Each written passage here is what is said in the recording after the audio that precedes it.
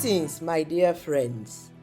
Our verse for today's reflection is taken from the book of Isaiah, chapter 29, verse 18.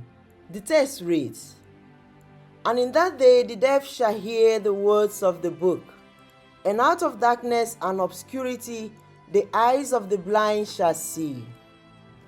One notable feature of the book of Isaiah is the complex patterns that govern the division and content of Isaiah's prophecies.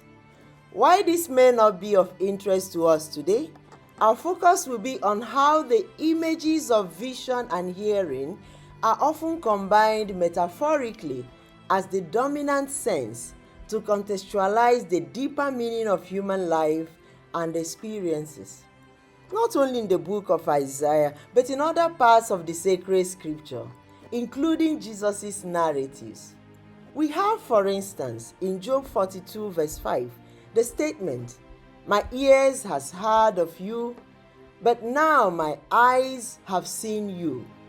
We also have in Proverbs 20 verse 12, "Ears that hear and eyes that see." Isaiah 6 verse 10, "Make their ears heavy and shut their eyes." Matthew chapter 13 verse 15, "Their ears are heavy of hearing, and their eyes they have closed." And even in the gospel of today, which speaks of the restoration of the vision of the two blind men who went about proclaiming about the healing all over the countryside so that the people would hear. Of course, our ears and our sight are the two primary means by which we gather information, perceive the realities around us, and interact with and conceptualize our world in profound ways.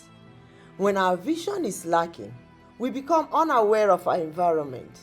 We lack perspective, foresight, clarity of experience, enlightenment, and wisdom. And when our hearing is impaired, we lose the cognitive ability to process what we see and hear. As our ears play a crucial role in constructing our reality and influencing our thoughts, emotions, and behaviors. Today, we have become blind and deaf to the truth. Our governments are unable to see what is going on around them, unwilling to recognize the reality, and are too stubborn to hear the truth. Our parents are entrenched in their own opinions and biases about what the world is supposed to be and how their children should behave. So they have failed to see the handwriting on the wall and to hear their children's silent tears. Our youths are so carried away by the ephemeral, unhealthy social media content that they fail to see and experience the bluntness and contradictoriness of life's realities.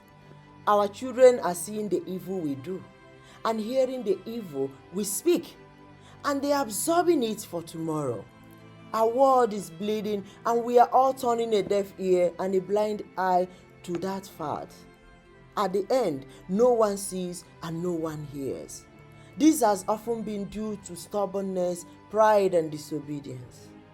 The restoration of true vision and hearing is the sign of the messianic coming. Isaiah's passage is linked to Jesus' mission.